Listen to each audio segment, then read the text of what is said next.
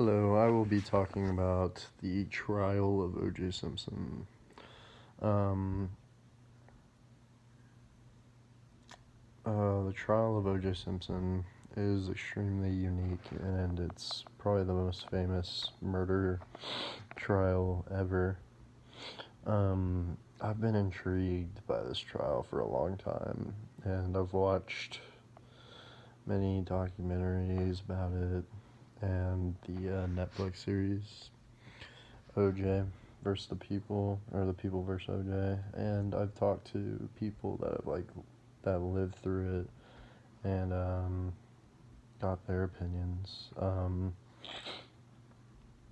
OJ at the time was probably the most famous person tried for murder, and he hired many famous lawyers. They were called the Dream Team of lawyers. Today I'll be taking you through the trial and giving you both strategies from the prosecution and the defense. First, I will talk to you about the prosecution. The prosecution of this case was made up of Marcia Clark and Chris Darden. There was a ton of evidence against Simpson that they had their hands on, and they seemed pretty well off at the beginning of the trial. Darden, being a black male, was a strategy used by the prosecution in an attempt to show the jury that a black male was going against one of the most beloved black people in the world. The prosecution did make some key mistakes in trial. One of those was having OJ try on the gloves. It's pretty famous when OJ had the gloves on, showing the jury, and the gloves didn't fit.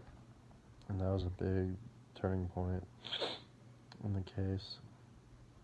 The prosecution's job was a lot harder because the majority of the jury was black, and the defense played the race card.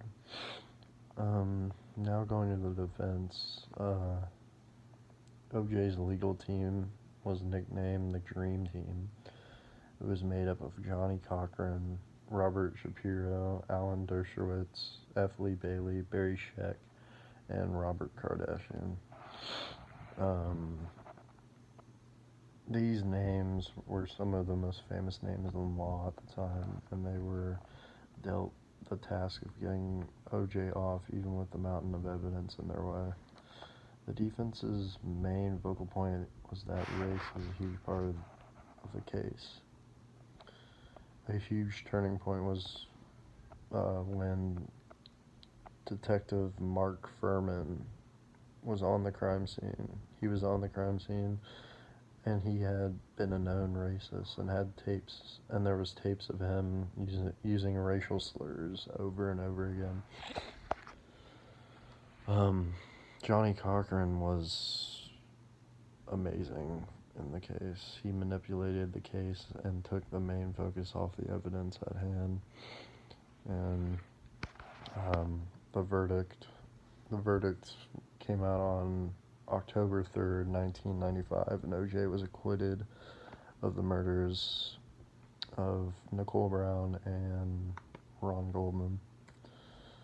The verdict was decided by the jury in less than 4 hours, which is extremely fast for any verdict of that nature.